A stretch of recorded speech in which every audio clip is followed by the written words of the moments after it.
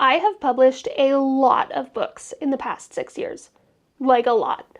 According to Amazon, I have published 65 books in the past 6 years, which isn't totally accurate because that doesn't account for things like pre-order cancellations or duplicates or, other things. In reality, the number of books that I've published is closer to 45, but if we take out nonfiction, special editions, complete bundle editions, etc., the actual number of books that I have published stands right now at 30 books. That is 5 books a year. Most traditional published authors do not publish more than 1 book a year, and that 1 book is if they have a really great deal and are selling books really well. The first year I was publishing, I actually published 10 books, so that skews things because obviously I've been publishing a lot less frequently the past couple of years, but I'm kind of rebooting that and bringing in more books. For example, I'm recording this video instead of finishing my book that is due on Amazon tomorrow, the first book in my Hell series, not because the series is hell, but because I'm publishing 4 books in March, so the whole series of having to publish that many books in 1 month is hell. Thankfully, it's almost done.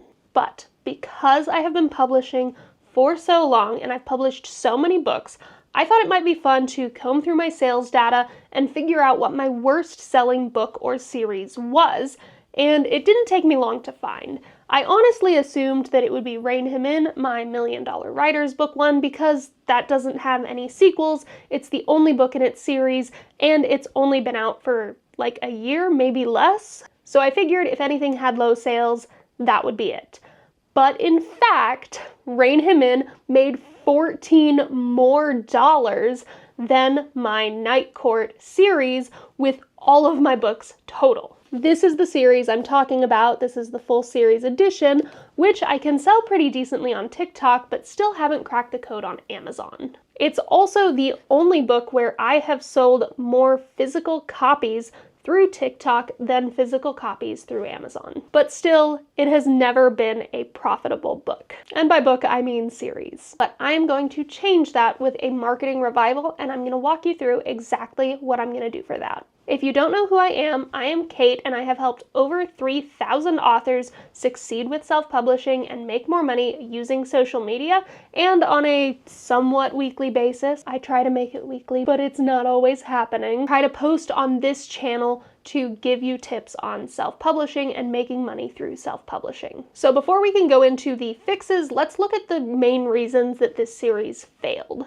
The first, that was a really, really big one, is that I published this book super slowly. When the first book didn't immediately see success, like my Drakus Clan series, I kind of started to give up on it immediately. I had written book 1 and started to write book 2, but it took a long time before I published book 2, and when I did publish book 2, I didn't see a spike in sales.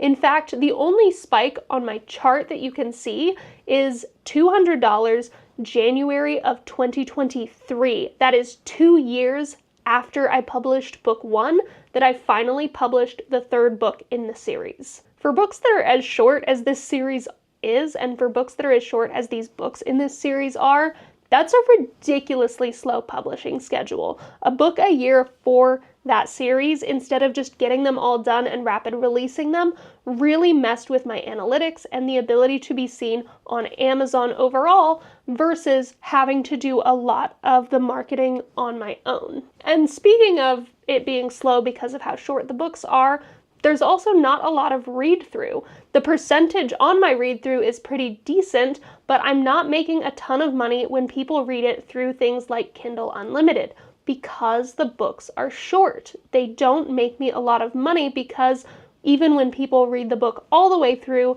it's not a lot to read. So despite the fact that 60% of people who read book 1 went on to read book 2, we're not seeing a lot of money from those reads overall. And of course, I did very little marketing with this series. 2021 was the year that I realized I didn't actually know anything about marketing books. I got extraordinarily lucky with my first series and had a lot of universal fantasies that I was using to rely on and to get people into that book and that series. But again, that was the year I knew that I didn't have a newsletter, so I couldn't send the book and let people who had read my previous books know that this one existed. It was also a new subgenre. I was originally writing reverse harem, where the girl has multiple boyfriends, and this one was MF, so it's one guy, one girl, which is significantly more common and easier to sell in a lot of ways to a more general audience, but I was losing that niche audience appeal that I had with my RH series. So by the time I actually learned how to market books, I had moved on to other projects. So now that it is 6 years later, I've decided it's time to fix it. And if you want to learn how to successfully publish and market romance books, make sure to check out my free marketing guide in the description so that you can sell more books and start marketing better today. So let's take a look at what I'm actually going to do to revive this series. If you've watched a lot of my videos, you've probably heard me talk about T. Taylor's concept of universal fantasy. And despite the fact that I didn't know about universal fantasy and didn't know anything about that when I was writing this series, I still incorporated a lot of universal fantasy concepts into the series. When I go and pull my new scripts from it, I am looking for these universal fantasy concepts, and like I do with all of my other stuff, I'm looking for things that evoke insecurity and loneliness. A universal fantasy concept that I might look toward would be where the character is taken from a normal world into a magical world. My main character works a normal job. She's a dispatcher for a trucking company when one day out of the blue she is kidnapped by a Fae king and taken to his realm where she is told that she is his lost queen, or according to him, his runaway queen, which leads into the other universal fantasy of he's kind of an asshole, but he's obsessed with her. He has a soft spot for her. And in this series, when he starts to realize that she is who she says she is, and she's not this person he's built her up to be and built himself to hate over the past decade, that's when he starts to fall for her. Even though he's been obsessed with her the whole time, it starts to get a lot deeper and his feelings get a lot stronger after that. Plus, we all love a good enemies to lovers trope, so the fact that somebody bribes her to assassinate him is a really awesome subplot that will get a lot of people interested. And once I have these scripts, I'm going to make the same type of content I make for all of my TikTok content. You know me, you know I love marketing my books through TikTok, and I use shadow accounts. So I'm going to be booting up old shadow accounts linked to old email addresses that I can still log into, but I don't have to make new accounts. I can boot up the old ones, accounts that are established, accounts that have existed for a while, so they're more likely to do better. Also, if you completely hate TikTok, I fully understand, because everything going on with it right now is a show, but for me, it is still selling books, so I am still using it. The reason I have all of these old accounts is actually a strategy in itself.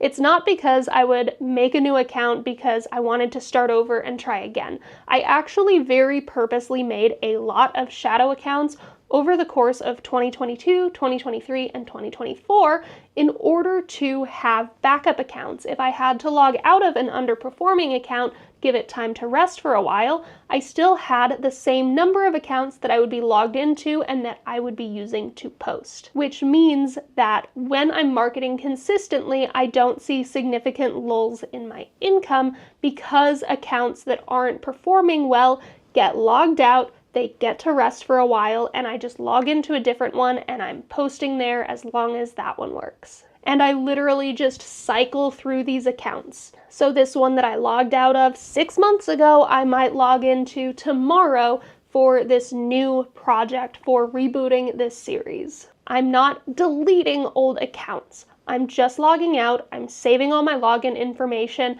and I'm going to go back to them later. Also, just for the sake of this series reboot, I am going to be posting a minimum of 4 times per day per account that I'm posting on. You might be wondering, why aren't you doing 3 times a day? Everyone says 3 times a day. Actually, I took your course and it says 3 times a day, and that is because TikTok has been really weird about posting 3 times a day.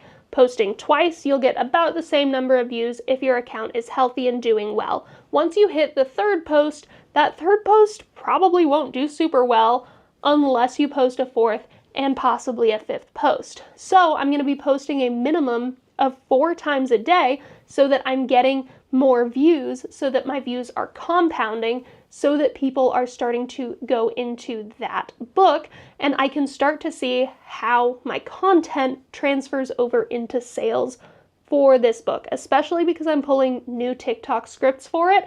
I want to have a lot of quantity, and I'm not nearly as concerned about quality at this time. After a month or so, I'm going to start culling scripts and pulling scripts away and stopping using certain scripts that aren't performing consistently. But for now, my goal is to have a bunch of scripts, post all of them, constantly be posting, like I said, at least 4 times a day per account, and I'm probably going to be doing 2 or 3 accounts for this reboot, for this project. And then this summer, I can post a whole analytics video about how the reboot went. And when I'm posting these books, I am pointing people toward the full series edition, which is this one. This version is also up in Kindle Unlimited. See how it's big and chunky? That means if somebody reads through this whole thing, I'm going to make more money than if they go download book 1, read through it, can't decide if they want to download book 2, it's 2 weeks later, they forgot about book 1, now they're never going to read book 2. But if it's all in one thing, they are more likely to read through the whole thing, so I'm going to make more money. A lot of people on Kindle Unlimited always hit the maximum number of books they're allowed to have borrowed. I know this because I am one of those people who does that, and if I have to return a book in order to read the sequel to something that I was kind of half and half about, I'm less likely to get that sequel. But if I thought book 1 was okay in the full series edition, I'm probably just going to keep on reading to book 2 because I don't have to return another book in order to do so. Even if that book is the first book, there are fewer clicks from a full series edition. There's less effort that people have to take to read it in that full series edition, which is why I do those. It's why I do an omnibus. It's why I do collections. Also, when I direct people to the full series edition, the first book in the series is also going to pop up. It is going to show them Court of the Night King and Night Court Full Series Edition.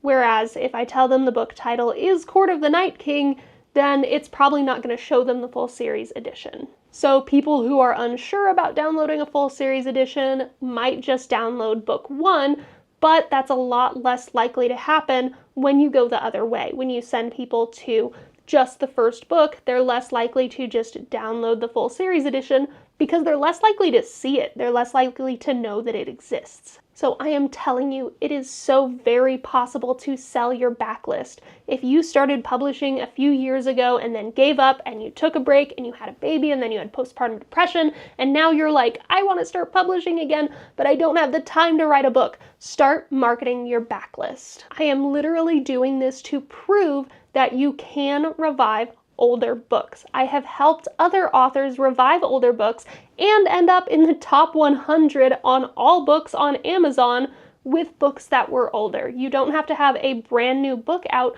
for it to do well and for it to make money. However, if you are just starting out and you want to start making money from romance books within the next 90 days or less, make sure to check out this video.